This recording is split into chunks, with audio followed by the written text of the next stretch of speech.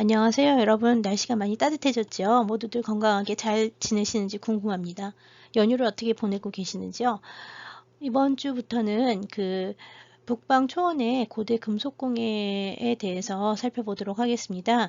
특히 중앙 유라시아의 고대 유목민족들의 금속공예, 특히 황금을 사용하고 또 철을 사용하는 유목민족들의 금속공예 문화에 대해서 살펴볼 예정인데요.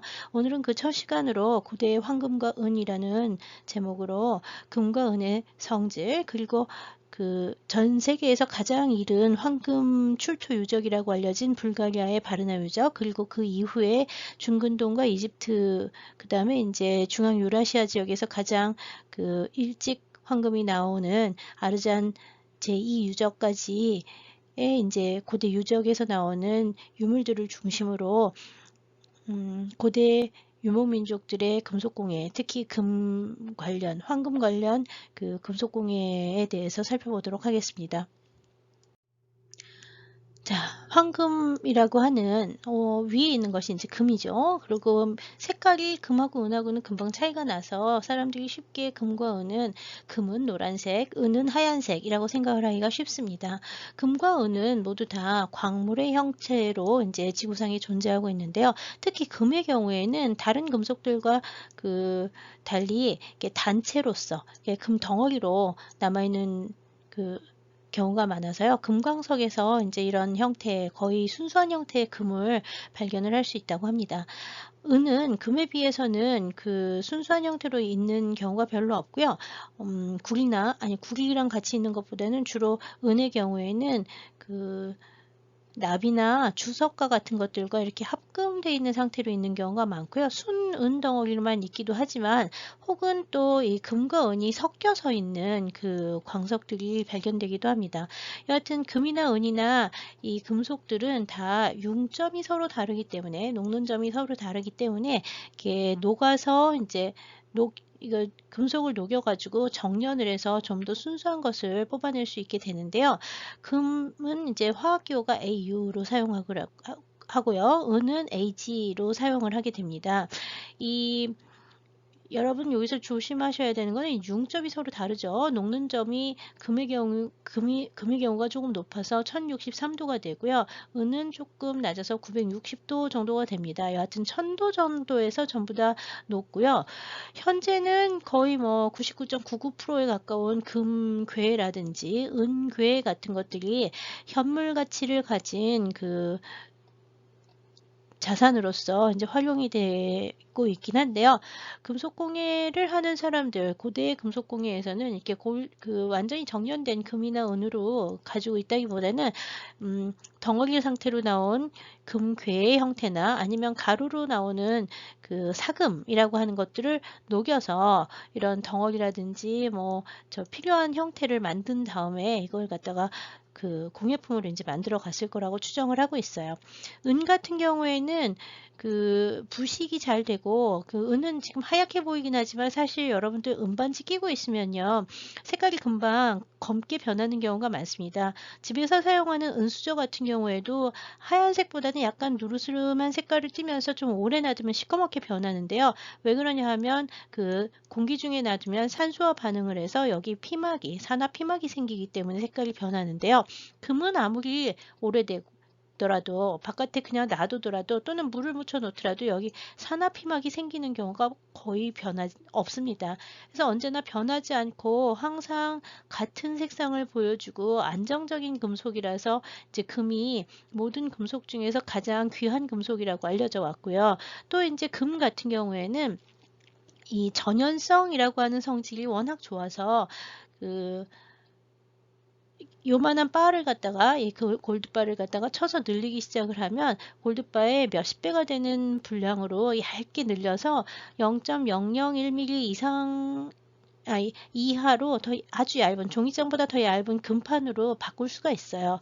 그래서 이 전연성이 좋고 변하지 않는 성질, 그 다음에 우수한 광택성, 그 그다음에 이제 산화되지 않는 안정성 이런 것들 때문에 금이 이제 제일 우수한 또는 이렇게 제일 귀한 귀금속이라는 이름으로 이제 불리게 됩니다. 물론 이제 은도 금에 비해서는 좀 떨어지긴 하지만 구리나 철에 비하면 훨씬 더 안정적이고 값도 훨씬 비싼 금속들이죠. 금과 은과 같은 이 귀금속 종류, 비철계, 비철계 귀금속들은 청동기 시대부터 아마 사용되기 시작한 것으로 보입니다. 현재 알려진 그 금광 지역은 전 세계에 상당히 여러 곳에 있기는 합니다. 다음으로는 그 지도를 잠깐 보도록 하시겠습니다. 지금 이 지도는 그 위키피디아에 그 광업 부분에 이제 찾아보시면 나오는 그 지도인데요. 여기 오른쪽에 보시면 철, 그 다음에 구리, 철, 구리, 그 다음에 아연, 그 다음에 이제 내려면 알미늄, 납, 금, 은이 있습니다. 우리 지금 수업 시간에 관련되는 거는 금하고 은이 되겠습니다. 빨간색 삼각형을 보시면은 이 시베리아 일대 있고, 여기 이제 카자흐스탄 있는데 있고요. 그 다음에 이제 여기 그 중부 유럽 지역이 좀 있습니다. 중국의 경우에는 금이 이제 요 북부 지역이 좀 있고 남부 지역에 있다고 나오고, 우리나라의 경우에는 지금 표시가 되어 있지는 않지만요. 경주에 아마 금이 사금으로 존재를 했을 거라고 보고 있고요. 그 다음에 이 북쪽 지역에도 금이 있었을 거라고 보고 있어요. 일본은 지금 금광이 3군데가 표시가 되어 있죠. 은의 경우에는 여기 지금 하늘색으로 표시되어 있는데 이 일본 북부 지역에서 은이 나오고 있고요. 그 다음에 중국의 북방 지역에서 이제 많이 나오고 있고요. 몽골 북쪽의 시베리아 지역에서 역시 은이 많이 나오고 있고, 카자흐스탄 지역에서 은이 나오고 있고요. 그 다음에 이제 여기 터키 지역에서 이제 은이 나온다고 알려져 있죠.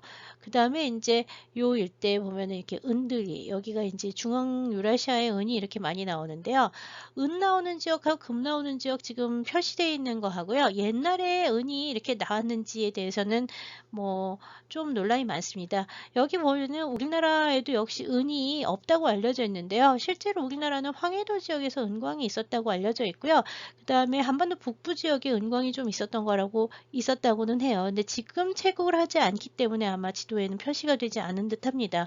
그러니까 고대의 그 금광이나 은광들하고요. 현재 우리들이 알고 있는 금은광은 좀 차이가 있을 수 있어요. 그 다음에 여기 보시면 은광 같은 경우에는 필리핀 일대에서도 나오고요. 그 다음에 여기 하이난 지역에서도 나오는데 여기 주석이라고, 틴이라고 하는 주석 있죠. 이 주석은 지금 말레이반도 일대에서 지금 나온다고 되어 있고요. 주석 광산이 지금 거의 없어요. 근데 주석 광산이 이렇게 별로 없으면 사실 청동기들을 만들기는 힘들죠. 그래서 여기 이제 나오는 그 표시가 완전히 그 광업에서 말하는 그 표시들은 고대에 있었던 광산들이라든지 아직 조사가 덜 된 그런 그 지역들의 광산에 대해서는, 또는 폐광이 된 광산들에 대해서는 그렇게 자세한 정보를 알려주지는 않고 있습니다. 하여튼 중앙 유라시아 대륙에 여기 보시면은 몽골 북부 시베리아 일대, 카자흐스탄 일대에서 금이나 은이 다 많이 나오고 있다는 걸 알 수 있죠. 지금 보시는 지도는 2006년에 이제 그 나온 책에 있는 지도를 제가 하나 가져왔는데요. 여기 보시면 빨간색으로 표시된 것이 그 고대의 그 금광 지역이 됩니다. 우리나라에 보면은 우리나라 한반도 남부 지역에서 이제 금이 있었던 것으로 추정을 하고 있고요. 그다음에 중국 같은 경우에는 중국 남부 지역에서 역시 금이 나오고 있어요. 여기 보시면은 여기 한가운데 있는 거는 이제 몽골 되겠고요. 여기 이제 인도 윗부분 히말라야 일대하고 인도 서북 지역에서 이제 금이 나왔던 거로 나오고요. 지금 여기 보시면 이집트, 그 다음에 여기 터키, 그 다음에 이제 여기 불가리아, 그리스 일대, 그 다음에 여기 스페인, 그 다음에 유럽 일대에서 이제 금이 있었다는 것이 이제 알려져 있습니다. 이거 말고 금이 더 어디 있었느냐? 사실 티베트 일대에도 금이 있었던 것 같긴 하고요. 우리나라에서만 나오지만 실제로 금이 여기 보시면 여기 중세에 여기 나오는데 이 몽골 일대에도 아마 이 요 일대에도 그 금이 좀 있었을 가능성이 있긴 합니다. 그 다음에 여기 지금 전혀 표시가 안 돼 있는데 아케메네스조 페르시아와 이란이 있었던 요 일대에서도 금은 나오고 있습니다. 그러니까 역시 이 지도에서도 금광 유적이 있는 거를 알고 있는 것들을 얘기를 했지만 모두 다 나온다고 보기는 어려운 편이에요. 그 다음에 이제 여기 인도네시아 부근에서는 말레이시아하고 수마트라 나오는데 요 부분에도 금광은 있었던 것 같고요. 그 다음에 이제 미얀마 지역에서도 금이 나오기는 하죠. 미얀마의 요 북부 지역에서 미얀마 금이 나오기는 합니다. 그래서 지금 보시는 것처럼 9대6의 문명권이 있었을 때는 대부분 다 금이 확인이 되고 있는데요. 현대에 오면은 금이 훨씬 더 많아지고 있죠. 지금 지도에서 보시면 금이나 은이나 다 신대륙을 발견한 이후에 그 금이나 은이 이 신대륙 지역에 이쪽에선 금이 많이 나오고 이쪽에선 은이 많이 나와요. 그래서 그다음에 이제 캘리포니아 일대 금광 워낙 유명하죠. 그래서 이 신대륙에서 들어오는 금과 은이 사실 이제 현대에 이제 많은 영향을 미치게 되죠. 여기 이제 남아프리카 공화국 있는데 일대에도 역시 현대에 생산되기 시작한 광산이 많고요. 호주 지역도 역시 그 근대에 들어와서 근대라기보다는 근세 시기부터 시작을 해서 대항해 시대부터 이제 신대륙의 발견과 함께 이제 개발이 된 광산들이라고 보시면 되겠습니다. 이 고대 금은 지금 가장 연대가 올라가는 것은 기원전 4,500년 정도 되는 불가리아 지역에서 제일 먼저 나온다 그러는데요. 불가리아는 요 흑해 지역에 그 서쪽에 있는 나라라고 보시면 됩니다. 다뉴브강 따라가지고 여기 일대 이제 첫 번째 그 금 유적이 발견되기 시작을 하는데요. 고대 사회에서 금 유물들이 황금 유물이라고 하는 것이 언제부터 이제 확인이 되기 시작을 했느냐? 사실 아주 일찍부터 금은 만들어졌어요. 이집트라든지 그다음에 뭐 메소포타미아 일대에서는 황금이 굉장히 일찍 나오기 시작을 합니다. 뭐 기원전 3000년부터 시작해서 기원전 한 뭐 그 다음에는 뭐 계속 그 중요한 지역에서는 금이 다 있긴 있는데요.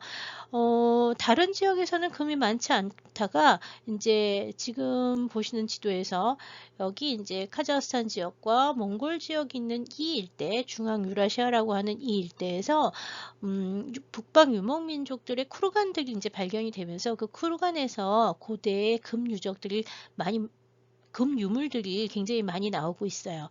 이 중앙 유라시아 지역의 유목 문화권에서 이제 발견되는 그 고대 그 황금 유물들의 성격에 대해서는 여러 가지 연구들이 있지만 최근에 이제 고고학적 발굴이 활발해지면서 이 지역에 대한 연구들이 많이 상당히 많이 발전했다고 상당히 많이 발전했습니다.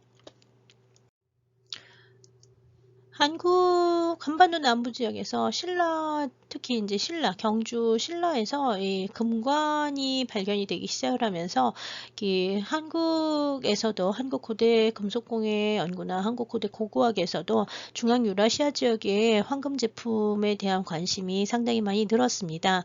예, 지금 이 중앙 유라시아와의 관계를 얘기를 할 때는 중국 동북 지역을 거쳐서 몽골과 그 다음에 알타이 지역, 여기 그 카자흐스탄, 몽골, 중국, 러시아 네 나라가 만나는 이 지역이 알타이 지역입니다. 이 알타이 지역을 거쳐서 카자흐스탄 지나서 그 다음에 아랄해, 카스피해, 그 다음에 여기가 이제 흑해 부관이 되는데요.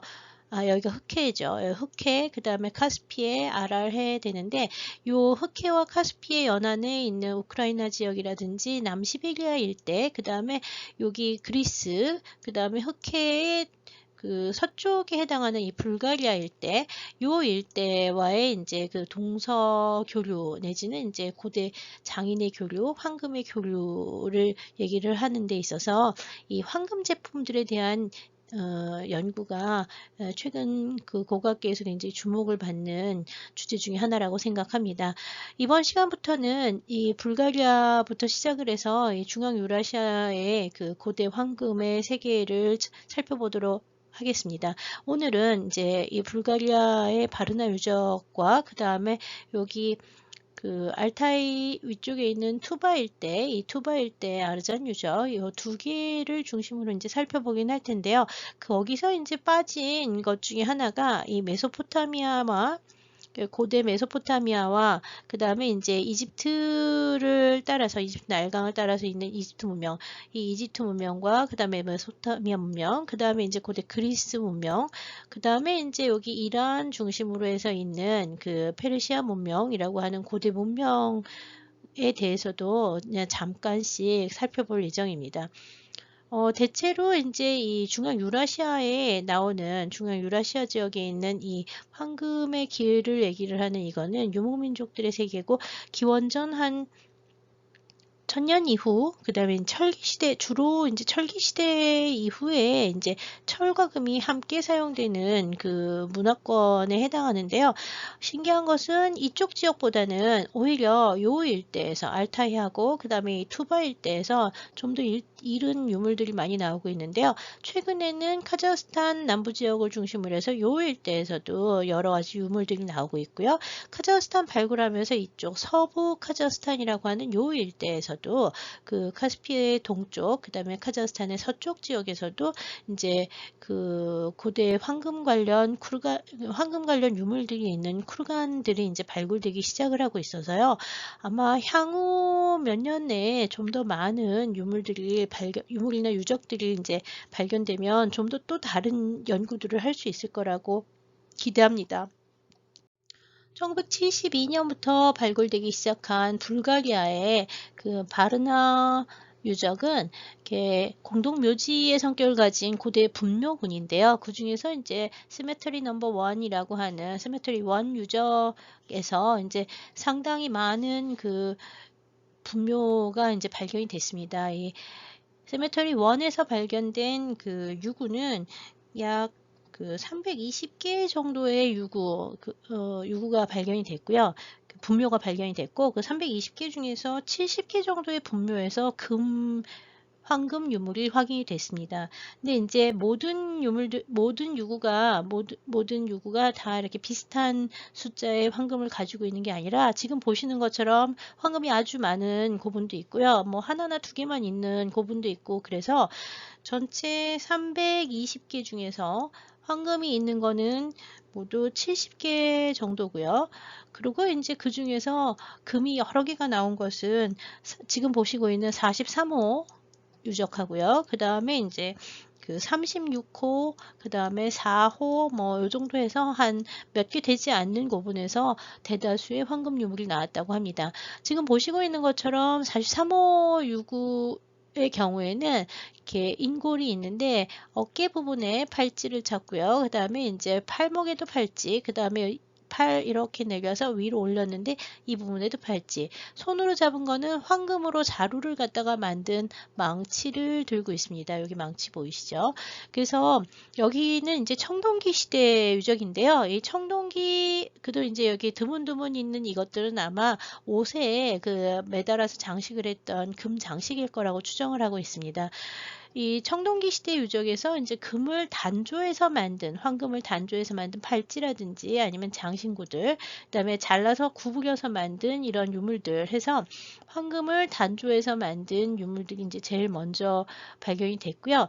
여기는 기원전 이 마르나 유적 자체는 기원전 4600년부터 시작을 해서 4200년 정도까지로 알려져 있긴 한데요. 이 시메트리 1의 경우에는 최근 2006년에 방소성 탄소연대 뭐 이런 측정 같은 것들을 해서 기원전 4550년부터 4450년 정도라고 그 알려져 있습니다.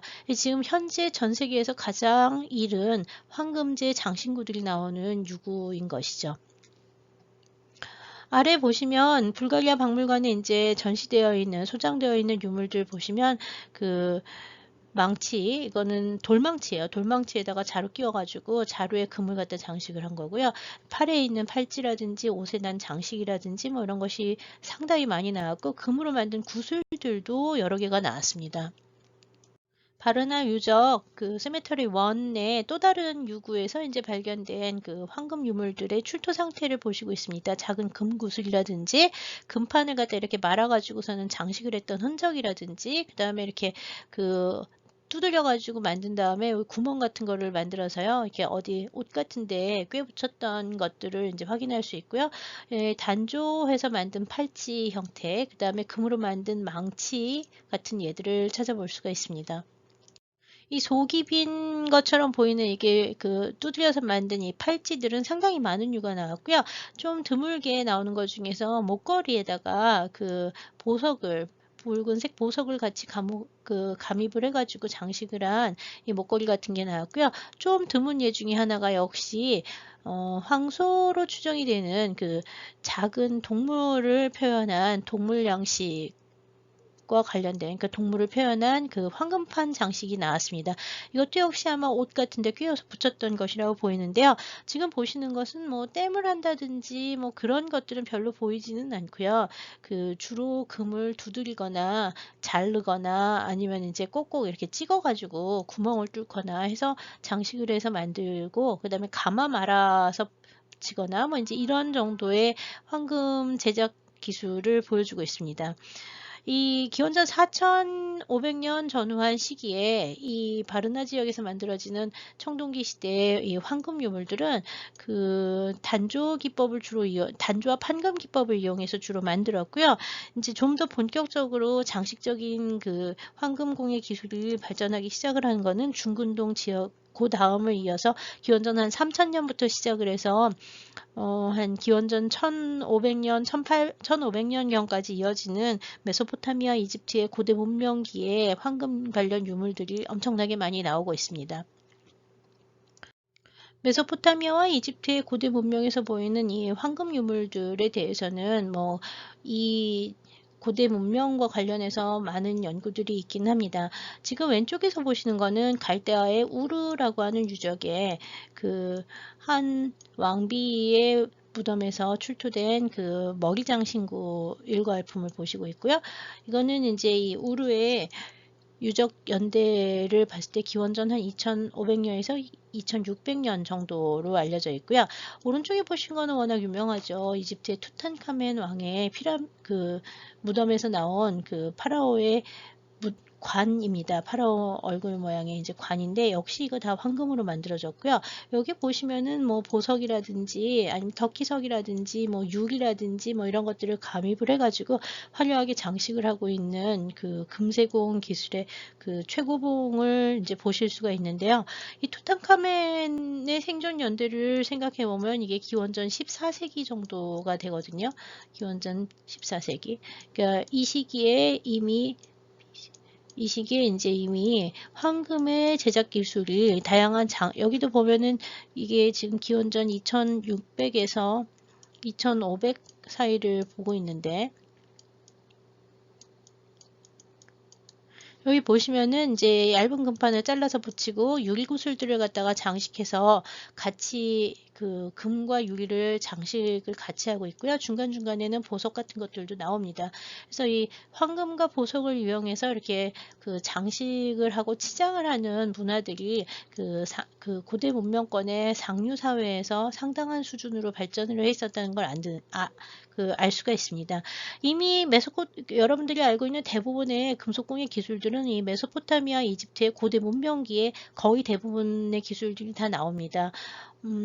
특히 뭐 고대 문명권에서 제일 유명하고 제일 황금 기술 중에 뛰어나다고 하는 누금 세공 기술도 역시 언제부터 나오기 시작을 하냐 하면은 기원전 한 2000년경, 2500년경부터 시작을 해서 이제 메소포타미아 지역에서 먼저 보이고요. 그 다음에 이제 이집트 문명권에서도 기원전 2000년 정도부터 시작을 해서 그 이후 기원전 1800년, 1400년 뭐 이 정도 되면 누금 세공 기법은 대부분 다 이쪽 지역에서는 사용을 하고 있었던 것을 알 수가 있습니다.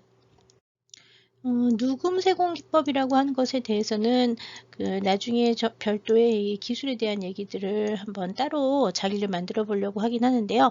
현재 이 누금 세공 기법, 특히 이 금 알갱이를 붙여서 장식을 하는 이 그래듈레이션 기법이라고 하는 것이 가장 먼저 보이는 것은 지금 위에서 보시는 기원전 한 2500년경, 뭐 연대는 조금 차이가 있을 수 있습니다. 2600년부터 2400년까지 보기도 하고 2200년 얘기를 하기도 하던데요.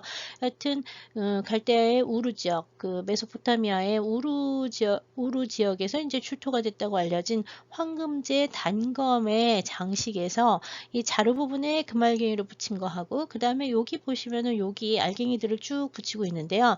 여기도 알갱이를 쭉 붙이고 있죠. 그 다음에 이거는 금선을 오려 붙여가지고서는 엮어서 이제 만들고 있는데, 이런 기법들이 이제 아마 가장, 그 다음에 여기도 금선을 엮어서 이거 만들고 있는데, 이런 것들이 이제 필리그리와 그래뉼레이션 기법의 가장 이른 예라고 알려져 있습니다. 그래서 그 메소포타미아 지역에서 이 누금세공 기법이 제일 먼저 나오는데요. 이 단검은 이 칼날이 순금으로 만들어져 있습니다. 그다음에 요 이제 금하고 달리 은은 그 부식이 워낙 잘 되기 때문에 아주 이런 유물들이 그렇게 많지는 않아요. 현재 알려진 은 제품도 역시 제일 먼저 확인이 되는 것이 이 메소포타미아 지역에서 이제 확인이 되고 있고요. 오른쪽 밑에 있는 요것들은 지금 켜켜켜 이렇게 접혀서 나왔는데, 실제로는 이렇게 생긴 그릇입니다. 이렇게 생긴 은판을 단조해서 만든 이런 그릇인데, 이것도 이제 여러 개가 그 겹쳐서 놓여져 있는 건데요. 이거는 조금 전에 보셨던 그 우루의 그 왕비 무덤에서 같이 그 출토됐다고 알려져 있어요. 그 다음에 이제 요 왼쪽에 보시고 있는 이 황금제 신상, 아니 황금제 아니라 순은제 신상은 이 은으로 이제 만들어졌다고 알려져 있고요. 황소의 모습을 갖다가 표현하고 있는데, 기원전 뭐 2800년에서 올라가는 사람들은 3000년까지도 얘기를 하던데, 그 시기에 이 메소포타미아 지역에서 아마 만들어졌을 거라고 추정이 되고 있습니다. 현재 이 유물은 그 미국의 메트로폴리탄 뮤지엄에 이제 소장이 되어 있습니다.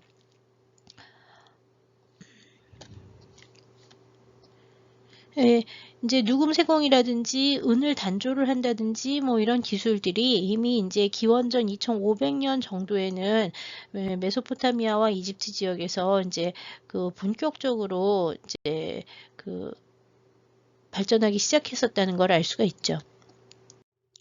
예, 고대 중근동 지역에 그 금운기를 단조하고, 그 다음에 이제 누금세공을 한다든지 각종 조급 비법을 사용한다든지 해서 화려한 그 장신구를 만드는 기술은 장신구뿐만 아니라 지금 보시는 것처럼 도끼의 날, 여기 보시면 도끼, 은제 도금 도끼 날이라고 되어 있는데, 도끼의 날 부분입니다. 여기다가 자루를 꽂아가지고서는 이 부분이 이제 도끼가 되는데요.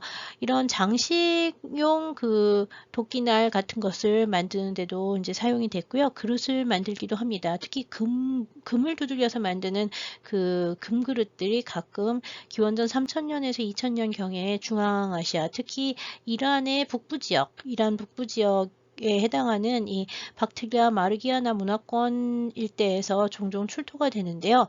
이 유물은 아쉽게도 그 출토지가 확실하지는 않습니다. 아마 그 이란에서 아프가니스탄 넘어가는 일대 정도에서 이제 출토가 되지 않았을까라고 추정이 되기는 하는데요. 현재 뉴욕 메트로폴리탄 미술관에 소장이 되어 있는 거고요. 길이는 15cm로 알려져 있습니다. 여기 보시면 그 은판 두 개를 두들려서 이제 만들었는데, 이 단조 기법으로 은판을 두들려서 만들면서 무슨 형상을 표현했냐면, 중앙에 그 쌍두 독수리인데 몸은 사람을 한 괴물이 표현이 되어 있습니다. 머리가 두 개의 독수리 머리를 가지고, 사람의 뒤에는 이제 날개가 달려 있고요. 이제 몸은 사람처럼 생겼지만 다리는 역시 새 형태를 하고 있는데요. 양손으로 한 마리는 멧돼지를 잡고 있고요. 한 마리는 그 날개가 달린 사자 비슷한 뭐 그 괴물을 역시 잡고 있어서요. 두 마리의 동물과 싸우고 있는 그 쌍두 괴물의 모습을 이제 표현을 한 것을 볼 수가 있고요. 얇은 음판을 두들겨서 만들어서 단조와 타출 기법으로 표현했으면서, 여기 보시면은 바탕은 은인데 요 날개 부분, 그 다음에 여기 얼굴 부분, 이 뒤에 날개 부분 같은 데는 노란색으로 바뀌어 있죠. 여기도 칼도 역시 금색으로 바뀌었는데, 이 부분은 부분적으로 도금을 했기 때문에 도금을 한 것입니다. 그래서 은으로 만들고 겉에 부분적으로 부분 도금을 한 얘들이 이미 굉장히 이른 시기에 기원전 2000년경 전 정도에 이 지역에서 이제 만들 수 있는 기술을 가지고 있었음을 알 수가 있고요. 이렇게 동물 형태의 조형들이 나오는 동물과 괴물로 이루어진 이 조형 형태들은 나중에 이제 그 북방 초원 미술에서 보시는 그 동물 양식들의 기원이 되는 것들이 상당히 많아서 그 중앙 유라시아 지역과 중근동 지역 문화와의 관계에 대해서 최근에는 많은 여러 가지 논의가 있습니다. 네, 지금 보신 것은 고대 이집트 문명에서 만들어진 여러 가지 장신구들을 보고 있는데요. 이집트 문화에서는 뭐 금을 주조하거나 단조하거나 타출을 하거나 지금 보시는 것처럼 그렇게 만들고 난 위에다가 각종 보석들, 라피스 라줄리라든지 뭐 여기 이제 라피스 라줄리, 터키 그린, 뭐 산호, 만호, 뭐 기타 등등 해서 뭐 엄청나게 많은 보석을 감입을 하거나 또는 유리를 갖다가 씌워서 그 장식을 하는 유리를 붙여 장식하는 그런 기법들이 이제 워낙 많이 발달을 했었고요. 뭐 장신구의 형태나 종류도 상당히 많습니다.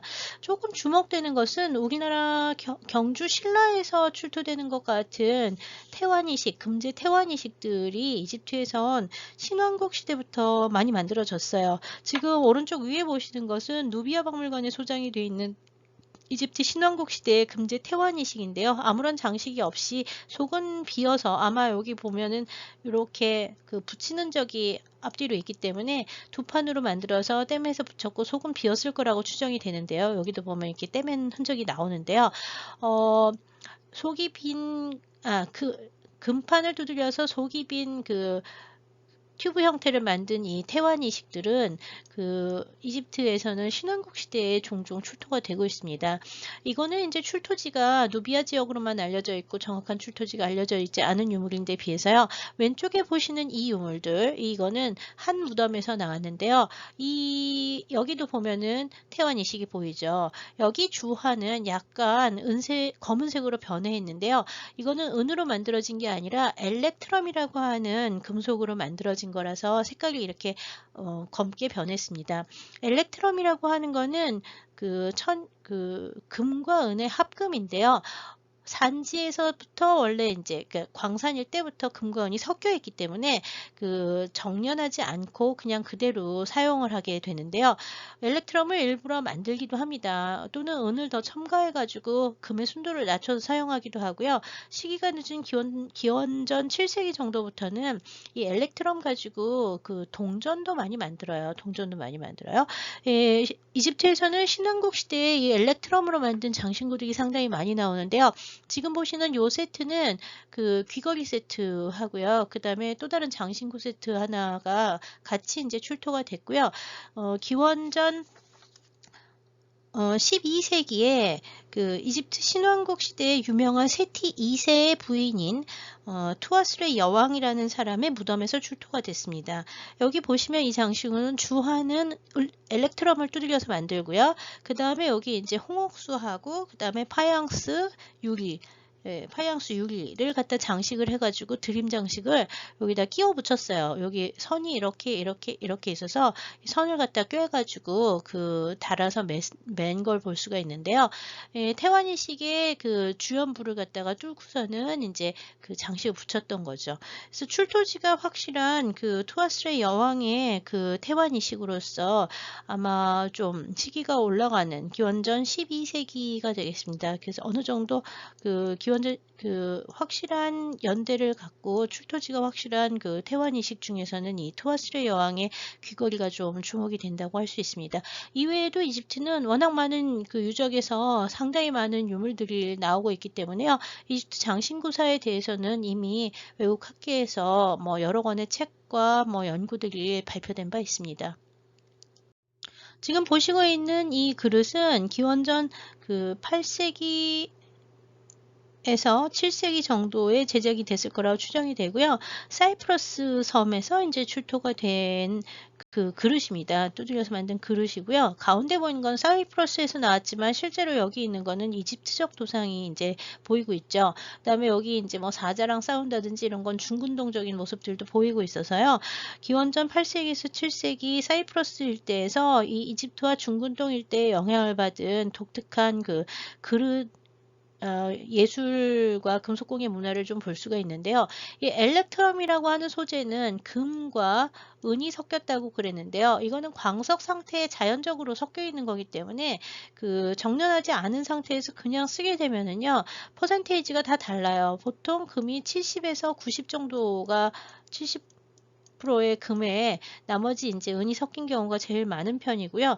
좀 더 시기가 늦으면 그 어떤 경우에 동전을 만들 때는 금이 40에서 50% 들어가고요.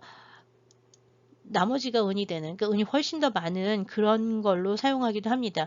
이 금과 은의 합금 비율에 따라서 단단하기가 좀 달라져서요. 어떤 경우에는 그 상당히 그 주조 이외에는 다른 방법으로 만들 수 없는 경우도 좀 있긴 있는데, 에, 여하튼 이런 유물들이 만들어지는 시기는 이집트의 신왕국 시대부터 시작을 해서 지금 보시는 것은 한 기원전 8세기에서 BC 8세기에서 7세기 정도에 이제 만들어졌을 거라고 이제 알려져 있습니다. 여하튼 이런 문화, 이 그 금과 은이 합쳐져 있는 이 엘렉터럼이라고 하는 거는 가장 유명한 광산이 터키의 아나톨리아 고원 지역에서 이제 좀 많이 만들어졌다고 해요. 그래서 근동이나 중근동 지역에서 나오는, 중근동 지역하고 그 다음에 이집트 지역에서 나오는 이 엘렉트럼은 터키산이었을 가능성도 상당히 높다고 합니다. 조금 전에 기원전 12세기에 이집트의 투아스레 여왕의 그 엘렉트럼제 귀걸이를 태환이식을 보셨는데요. 기원전 12세기에서 뭐 12세기, 13세기, 기원전 14세기 뭐 이 정도 되면은요. 사실 뭐 금은제 공예품은 거의 모든 거를 다 제작할 수 있을 만큼 기술들이 다 발달해 있어요. 그래서 여러분들 기원전 14세기에 이제 투탕카멘 무덤에서도 뭐 별거 다 나오거든요. 금으로 만든 장식이라든지 뭐 그 그릇이라든지 뭐 이런 것들이, 장신구 뭐 이런 것이 엄청나게 훌륭한 것이 많이 나오고 있는데요. 지금 보시고 있는 것은 이란의 마자다란이라고 하는 데서 이제 출토가 됐다고 알려져 있는 사자 장식 잔이에요. 연대는 기원전 1300년에서 1200년 정도라고 얘기를 하고 있고요. 금판을 두들겨서 만들었는데 그냥 만드는 것이 아니라 안쪽에서 두드려 가지고 이 사자의 몸을 이렇게 약간 도드라지게 이렇게 표현을 했죠. 그래서 이렇게 약간 도드라지게 판을 두들겨서 약간 도드라지게 표현하는 이런 기법들, 사자의 몸을 표현한 이 기법이 타출 기법이 되는 거고요. 그 다음에 이 금판을 두들겨서 이런 그릇 형태를 만드는 게 단조 기법이 되는 거죠. 그래서 단조와 타출 기법이 이제 같이 사용이 되고 있는데, 특이한 거는 여기 보면 사자의 머리가 두 개는요. 이게 이제 이 그릇 자체에서 너무 이렇게 내다보면은 이게 다 안 나오거든요. 그래서 좀 더 이렇게 심한 고부조를 만들기 위해서 얘는 별도의 금을 타출을 해가지고 단조와 타출을 해서 사자 형태를 만든 다음에 여기 보시면은 못 같은 걸 여기다 박았어요. 그래서 그 별도로 만든 판을 연결을 해서 머리를 연결해서 세 마리의 사자의 머리와 몸이 이제 그릇 안에 표현이 되어 있는데요. 이 단조 타출 기법에 뭐 상당히 발달된 예가 이미 이 시기에 있었음을 알 수가 있습니다. 사람들은 보통 누금 세공 기법 이야기를 하면 언제나 어디를 얘기를 하냐면 고대 그리스 문화를 얘기를 하죠.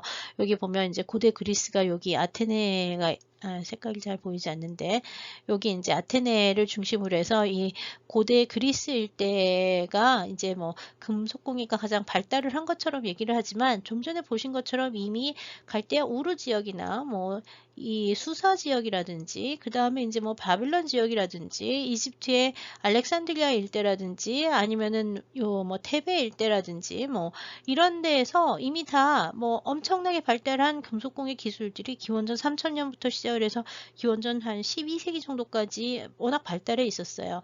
이 고대 중근동 지역의 문화가 이제 그 통일이 됐다고나 할까, 이렇게 강력한 제국을 형성을 하면서 엄청나게 문화를 발전을 시켰던 건 실제로는 고대 그리스가 아니라 이 중근동 지역 일대를 모두 다 통일을 하고 이란 일대까지 모두 다 통일했던 페르시아의 왕조 아케메네스조 페르시아입니다. 페르시아예요. 아케메네스조 페르시아.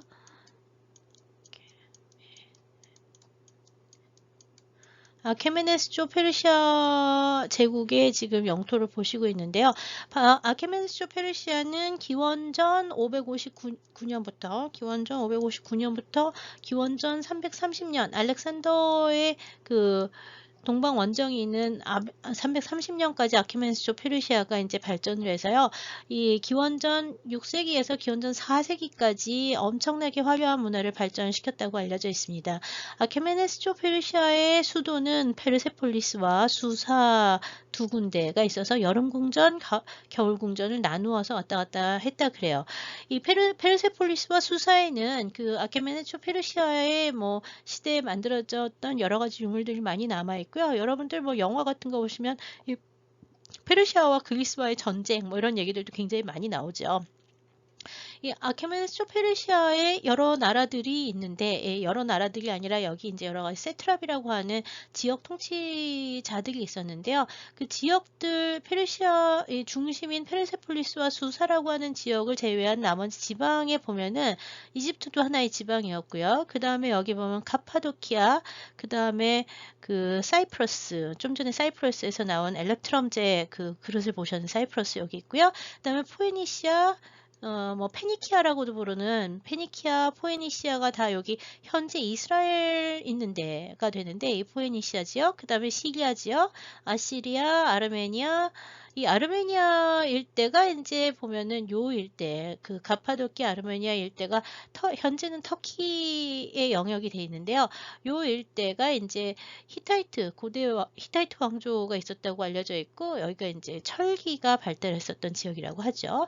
그 다음에 이제 메디아, 드랑기아나, 아라코시아, 그 다음에 코라스미아, 소그디아나, 박트리아, 그 다음에 간다라, 스키타이 해서 이 페르시아의 여러 세트랍 중에 맨 마지막에 나오는 것이 이제 이 스키타이예요. 이 스키타이라고 하는 민족이 어떤 민족인지에 대해서는 뭐 페르시아의 기록이라든지 그리스의 기록에 뭐 많이 나오기는 하지만 이 스키티안이라고 하는 사람들은 여하튼 아케메네스조 페르시아 바깥에 있었던 모든 사람들이 다 스키타입니다. 그리고 이제 이 인더스강을 중심으로 해서 이 남쪽 지역으로 가면 인도가 되죠. 그래서 이 인도와 페르시아의 영역 사이에 있는 지역이 이제 간다라 지역이 되는 거고요. 간다라의 북쪽부터 시작을 해서 이 위가 전부 다 스키타이의 세계였다고 하는데요. 그 그리스 기록에는 여기가 흑해죠. 흑해의 북쪽에도 역시 스키타이가 있었다 그래요. 그러니까 이 일대에 사는 모든 사람들을 다 스키타이라고 불렀다는 거죠. 지금은 이 일대에서 영어로는 스키타이라고 하지만 이 카자흐스탄이나 이쪽 지역에서는 스키타이라는 말 대신 샤카라는 말을 씁니다. 샤카. 샤카 문화라고 얘기를 하면은요, 그 기원전 한 1000년부터 시작을 해서 기원 전후한 시기까지 내려오는 북방 유라시아의 그 유목민족들의 세계를 샤카 또는 그 스키타이라고 하는 말로 이제 부르게 되는데요. 황금 문화라고 유목민족들의 황금 문화를 얘기를 하면 항상 이 스키타이와 샤카에 대해서 얘기를 하게 되죠. 지금 보시는 것은 이란 테헤란에 있는 그 레자 아바시 뮤지엄에 소장이 되어 있는 아케메네스조 페르시아의 시대에 만들어진 금제 접시를 보고 계십니다. 여기 보시면 이제 그 가운데에 타출해가지고 사자 두 마리를 이제 해놨고요. 여기 이렇게 물방울처럼 돌아가는 게 이렇게 쭉 돌아가 있는데 이런 문양은 아주 전형적인 아케메네스조 페르시아의 금은기에 나오는 특징 중에 하나죠. 이 문양들이 굉장히 많이 나옵니다. 타출 기법으로 만들어졌어요. 그래서 이거 단면을 보시면 이렇게 얇은 금판으로 이렇게 생긴 그릇인데 이 부분 이게 요 물방울 있는데 들어가면 여기는 이렇게 생겼겠죠. 이렇게 생긴. 이런 형태를 보셨고요. 얇은 금판을 두들려서 만들었습니다. 이런 예들이 이제 아키메네스 페르시아, 기원전 한 5세기에서 4세기로 추정하는 시기에 상당히 많이 만들어졌고요. 역시 같은 시기에 그 테헤란의 레자 아바시에 소장이 되어 있는 아케메네스조 페르시아의 병을 보시면 그 항아리 형태를 나오고 역시 금을 단조해서 만들면서 문양을 타출을 해가지고서는 이제 장식을 했죠. 당초문 장식을 해놨고요. 왼쪽에 있는 게 이제 유명한 라이턴이라고 부르는 그 것인데 각배라고 우리나라 사람들이 많이 죠. 이 라이턴. 이거는 은을 두들겨서 만들었고요. 이게 단조를 해서 만들었기 때문에 속은 완전히 비었습니다. 여기 구멍, 물 나오는 구멍이 있어요. 물 보면 일로 나오고요. 은을 두들겨서 만들었고 부분 도금을 했는데 지금 요 유물은 단조와 타출기법으로 만들어진 이 은재 도금 각배는 대형박물관에 소장되어 있는 것입니다. 역시 아키메네스조 페르시아 시대에 만들어졌다고 알려져 있어요. 아케메네스조 페르시아의 영토가 아까 보시면 이 일대부터 시작을 해서 이 일대를 전부 다 그 포괄을 하고 있었다 그랬잖아요. 근데 이 아케메네스조 페르시아는 어디 기원전 4세기에 이 알렉산더 대왕이라는 사람이 펠라가 수도였는데 이 마케도니아의 수도가 이제 펠라고요. 거기에 이제 왕이었던 청년 알렉산더 대왕이 여기서부터 동방 원정을 떠나서 이제 전쟁을 해서 점령을 하는데 맨 처음에는 알렉산드리아로 와서 이집트를 점령을 하고 메소포타미아를 점령을 한 다음에 수사와 페르세폴리스를 점령을 하고요. 그 다음에 이쪽으로 와서 박트리아, 소그드, 그 다음에 이제 간다라 일대를 점령을 하고 여기서 이제 인더스강을 넘어서 원래 인도로 가려다가 이 일대에서 이제 그 풍토병에 걸려서 다시 돌아가다가 이제 펠라까지 돌아가지 못하고 중간에 죽었다고 알려져 있죠. 여하튼 알렉산더의 동방 원정은 이 그리스에서부터 시작을 해서 그리스 북부 지역인 펠라부터 마케도니아부터 시작을 해서 이 일대 터키와 그 다음에 중근동 지대 그 다음에 이집트 일대를 그리스인들이 전부 다 점령을 하는 시기가 됩니다. 그래서 이 일대에 알렉산더의 점령 이후에는 아케메네스조 페르시아가 멸망을 하면서 전부 그리스인들이 들어가서 이 일대에서 그리스 식민지들을 건설을 하기 시작을 해요. 그 중에서 이제 유명한 그리스인의 식민지가 여기 보면 박트리아라고 하는 데가 이제 좀 유명한 곳이죠. 박트리아가 이제 가장 유명한 그리스 식민지 중에 하나였다고 알려져 있고요. 그 다음에 이제 이 간다라 일대에 이제 그리스인 식민지들이 여러 개가 있었다 그러는데 언제까지 이것들이 유지가 됐는지 정확하게 얼마나 유지가 됐는지에 대해서는 여러 가지 또 논란이 있긴 합니다. 그렇지만 이제 20세기에 들어와서 이 일대는 현재는 여기 카불 보이시죠?